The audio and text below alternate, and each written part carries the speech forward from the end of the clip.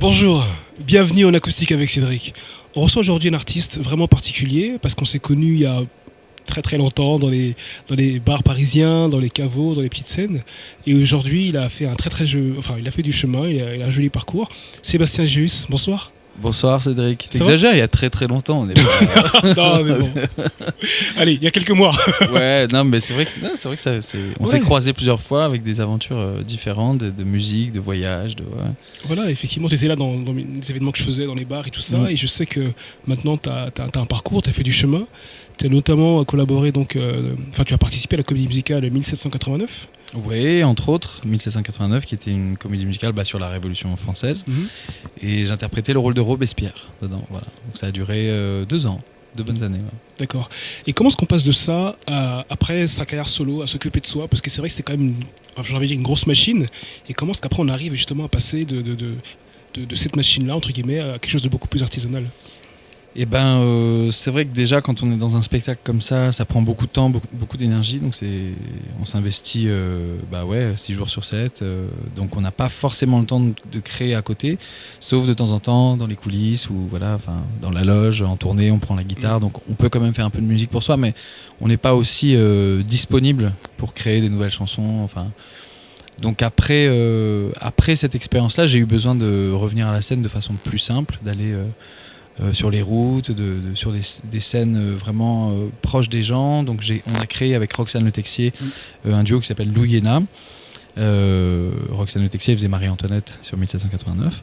Et on a pris la route avec un combi des années 60. Et on a créé une espèce de tournée comme ça où on allait dans les villages, un peu partout, dans des endroits un peu atypiques.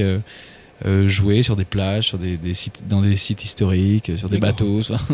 On s'est vraiment dit, ok, on va revenir à ça, et puis on a entraîné les gens sur la route avec nous, parce que les gens nous suivent maintenant sur la route. Et donc cette année, on joue encore d'ailleurs cet été avec Lou Iéna.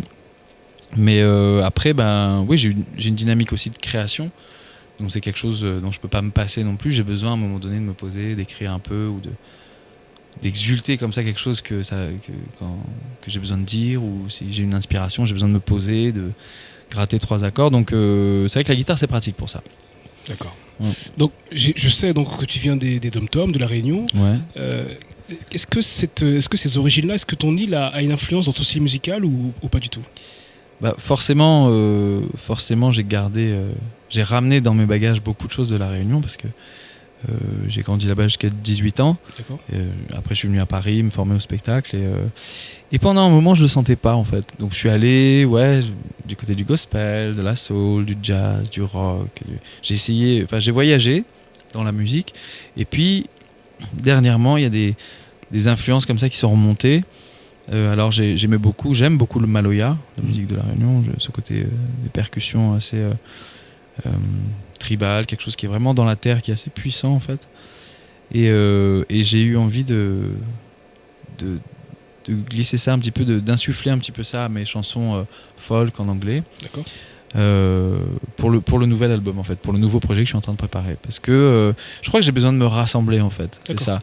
J'ai passé beaucoup de temps à aller à droite à gauche, parce que je suis un peu un nomade de la musique et un nomade aussi dans ma vie, parce que on est tout le temps sur la route, on est tout le temps alors c'est chouette, on rencontre plein de gens et tout, mais à un moment donné, on a besoin de rassembler les choses.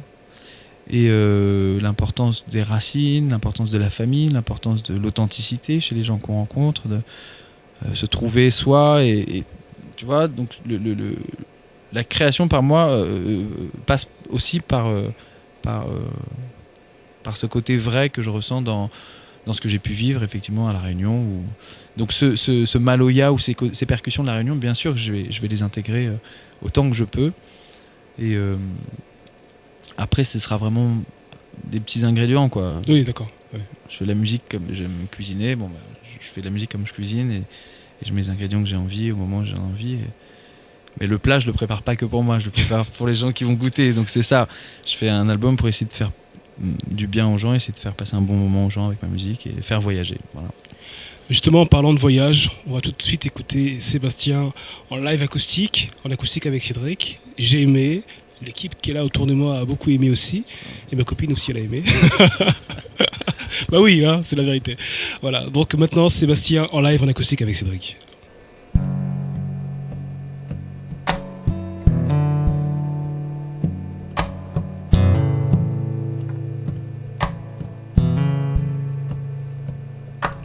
Wait for me. Just save your love. Just save your hands for me, and I'll be yours.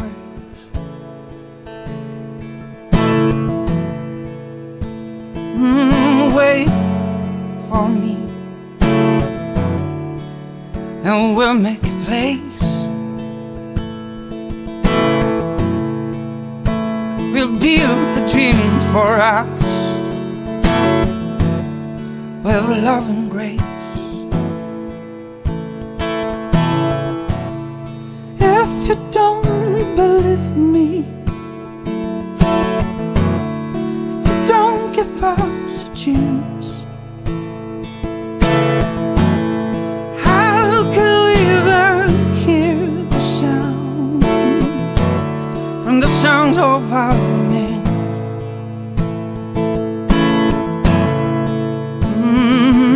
Wait for me. I could be a fool,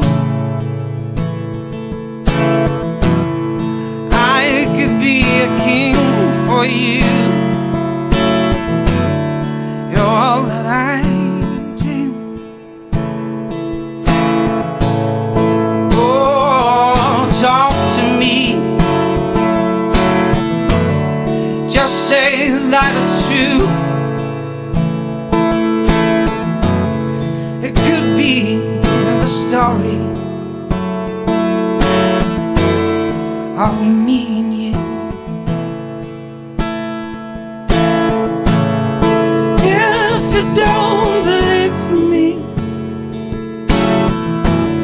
if you don't give us a chance,